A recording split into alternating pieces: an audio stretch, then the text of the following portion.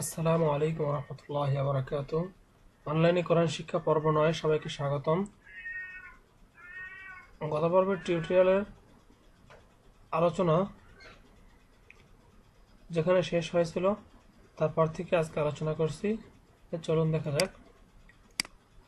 গত পর্বে এখানেই আমাদের আলোচনা শেষ হয়েছিল যে মাদার হরফ। তো এরপরের কি আছে দেখি। তো এই যে এক আলিফ আমরা যে বৃদ্ধি করিয়া পড়ব, যেমন জবরের বাম পাশে খালি আলিফ, জেরের বাম পাশে জজমওয়ালা ইয়া, পেশের বাম পাশে জজমওয়ালা ওয়াও। এটা একটা নাম আছে, এটাকে কি বলা হয়? এটাকে মদ্দে তবাই বলা হয়, মদ্দে তবাই। যেমন নুন পেশ নু, হা ইয়াজের হি, হা আলিফ জবর হা। তো এই তিনটাই হলো মদ্দে তবাইয়ের উদাহরণ। অর্থাৎ জবরের বাম পাশে খালি আলিফ, জেরের বাম পাশে জজমওয়ালা ইয়া, পেশের বাম পাশে জজমওয়ালা ওয়াও। এটাকে বলা হয়, এটা যখন আসে তখন এটা একটা নাম আছে, এটাকে বলা হয়, এটাকে মাদ, যেহেতু এটা একটা নাম আছে, এটা মধ্যে তবাই। ঠিক একইভাবে যদি কোনো হরফের উপরে খারাজের, খারাজ জবর, খারাজের এবং উল্টা পেশ হয়, তাহলেও এক আলিফ বৃদ্ধি করিয়া অর্থাৎ দীর্ঘ করিয়া পড়িতে হবে। যেমন হা খারাজ জবর হা, ইহাও মধ্যে তবাই। যেমন হা উল্টা পেশ হু, হা খারাজের হি, হা খারাজ আবার হা, বা উল্টা পেশ বু, বা খারাজের বি, বা খারাজ আবার বা।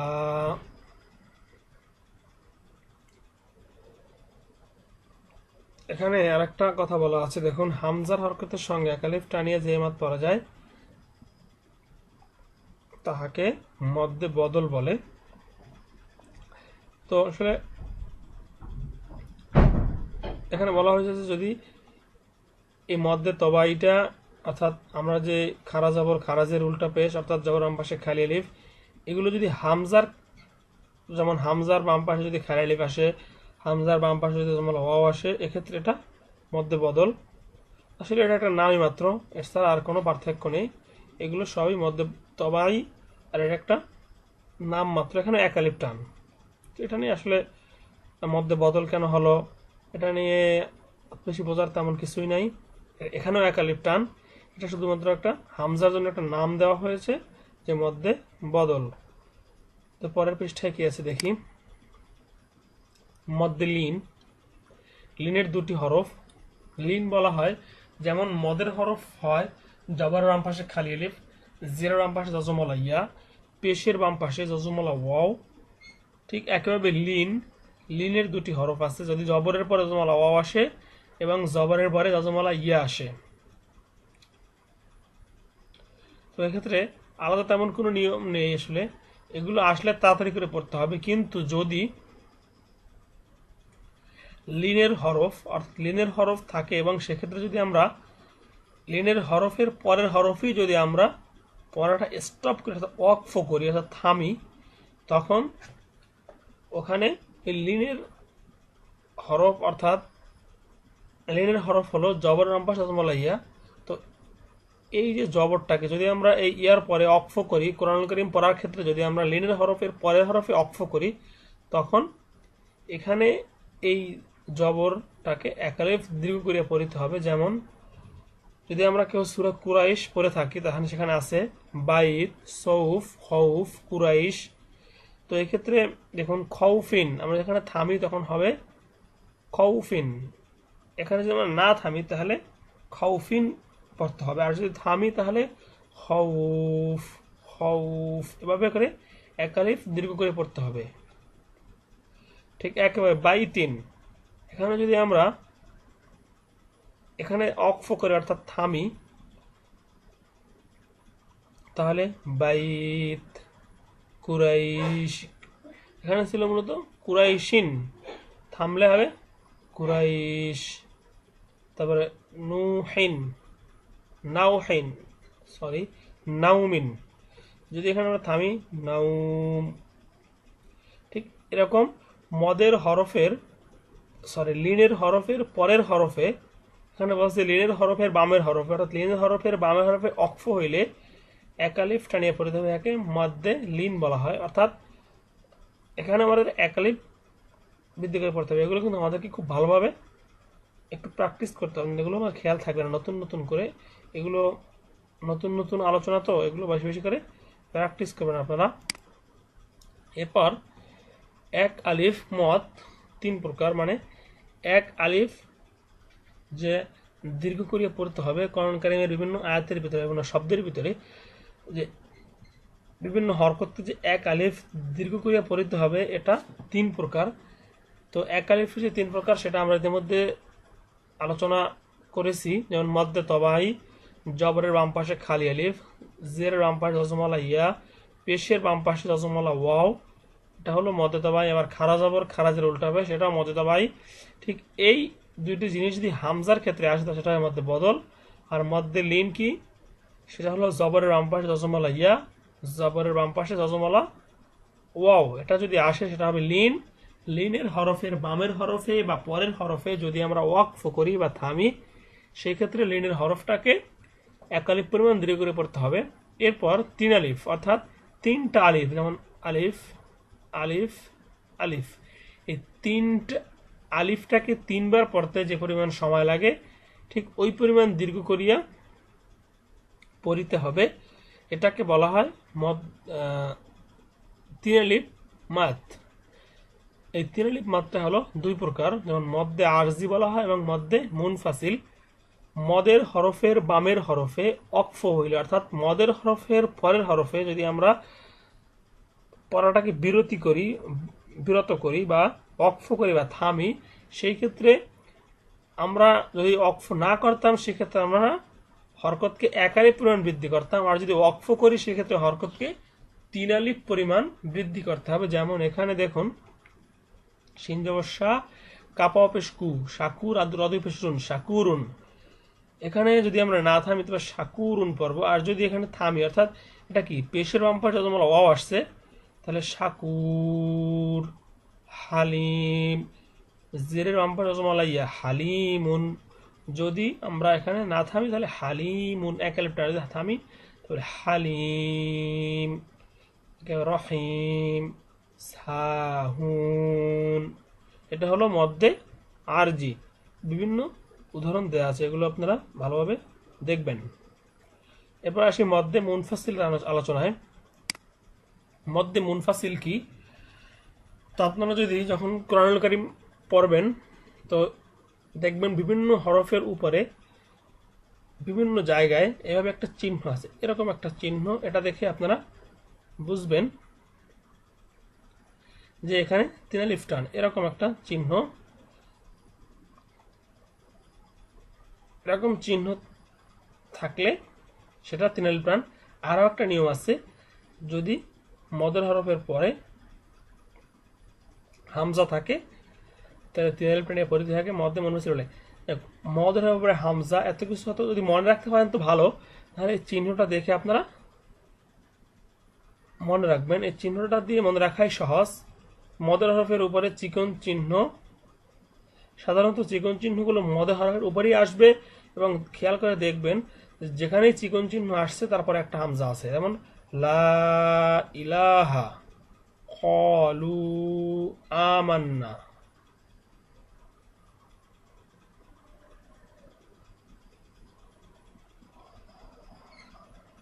আল্লাযী আত'আমাহুম, যেমন জালিয়াজের জি, এবার কিন্তু হামজা। এখানে কিন্তু এটা জজম, এটা আলাদা দেখা যাচ্ছে না, এখানে কিন্তু এখানে জবর না, লামের পরে লাম পেশ, এটা অ।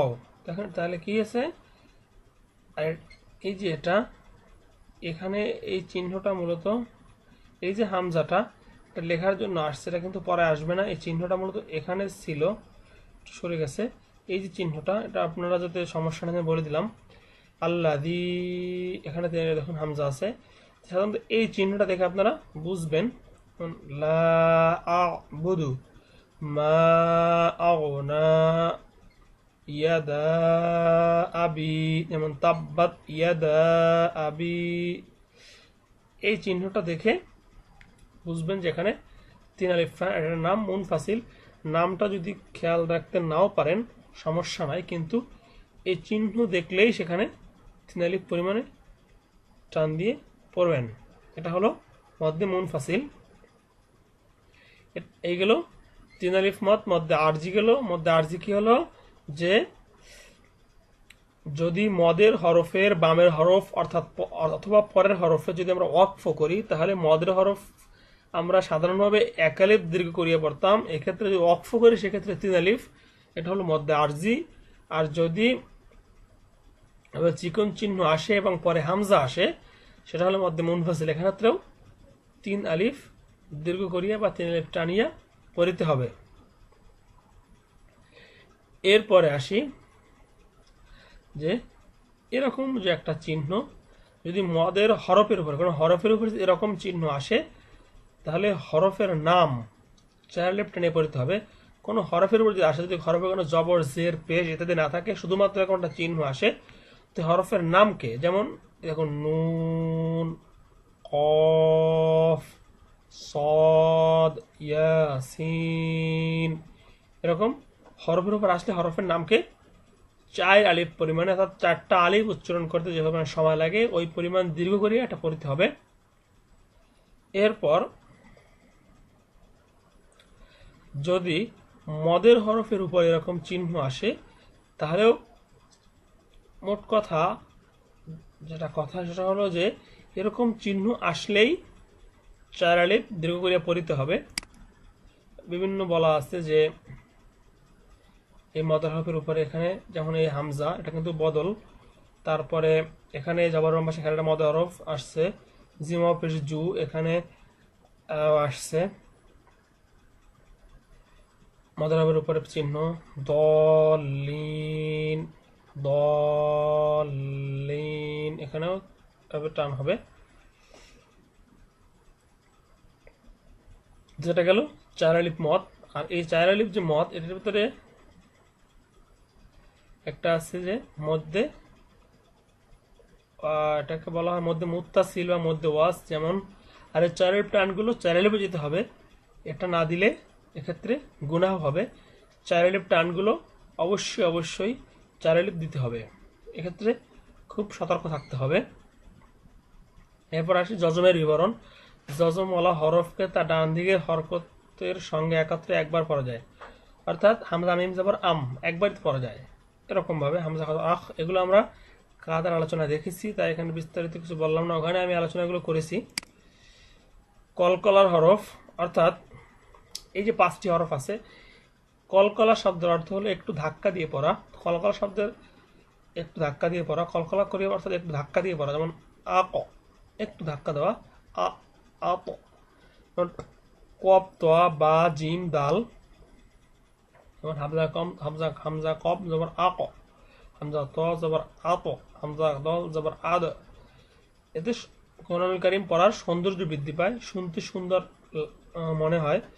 তো কোরআনুল কারীম আল্লাহ পাক রব্বুল আলামিন কোরআনুল কারীমে ঘোষণা করেছেন যে অরাত্তিরিল কোরআন তারতিলা, তারতিল সহকারে, অর্থাৎ সুন্দরভাবে কোরআনকে তেলাওয়াত করে, এটা আল্লাহ তাআলার একটা নির্দেশ।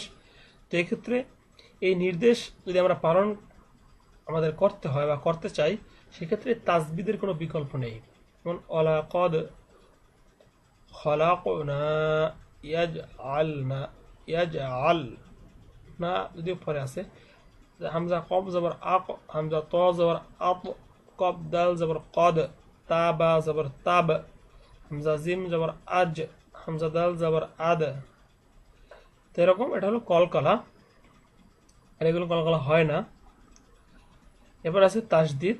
তাসদিদটা আসলে কি?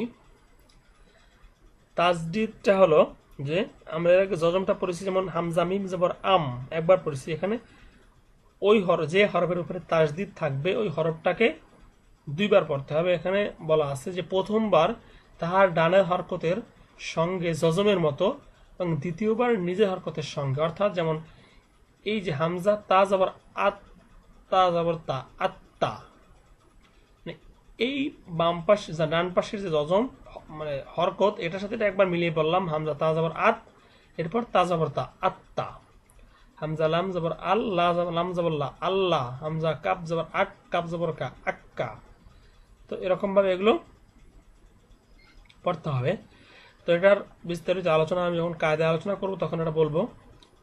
হরকতের বামে নুনে বা মিমে তাসদিদ হইলে গুণনা করে পড়তে হয় ওয়াজিব গুণা বলা হয়। এটা একটা গুরুত্বপূর্ণ বিষয় যে ওয়াজিব গুণনা যদি হরকত অর্থাৎ এক জবর এক জের এক পেশের পরে নুনের উপর তাসদিদ থাকে, নুন অথবা মিম এর উপর তাসদিদ থাকে, এটার উপর গুণনা করতে হবে। অর্থাৎ কি একটু নাকের ভেতর নিয়ে একটু নাকের ভেতর নির্দীর্ঘ করিয়ে পড়া, যেমন আন্না, হুম্মা, সুম্মা, এটা কিন্তু ওয়াজিব। যদি এই গুণনাটা আমরা না করি, গুণনা অর্থাৎ নাকের ভিতর নিয়ে পড়া, তো এটাকে একটু নাকের ভিতর নিয়ে পড়তে হবে। লুন্না, লাম্মা, জিন্না, ফালাম্মা, এরকম এই গুণনাটাকে নাকের ভিতর নিয়ে, কারণ এটা হলো ওয়াজিব, তো এই ওয়াজিবটা আমরা আদায় করব। তো এই গুণনাটা কিন্তু খুবই গুরুত্বপূর্ণ, এটাকে ওয়াজিব গুণনা বলা হয়। এই যদি আমরা এই গুণনাটা কোরআনুল কারীম তেলাওয়াতের সময় না করি, তাহলে কোরআনুল কারীম পড়লে তো সব হয়, কিন্তু এই গুণটা না করার কারণে সব হবে ঠিক, কিন্তু এই গুণটা না করার কারণে কিছু আমাদের আমলনামায় কিছু ওয়াজিব তরকের গুনাহ জমা হবে। এজন্য এই গুণনাগুলো আমরা করব। তো আজকের আলোচনা এ পর্যন্তই। আগামী পর্বের টিউটোরিয়াল দেখার আমন্ত্রণ জানিয়ে আজকের টিউটোরিয়াল এখানেই শেষ করছি। আল্লাহ হাফেজ।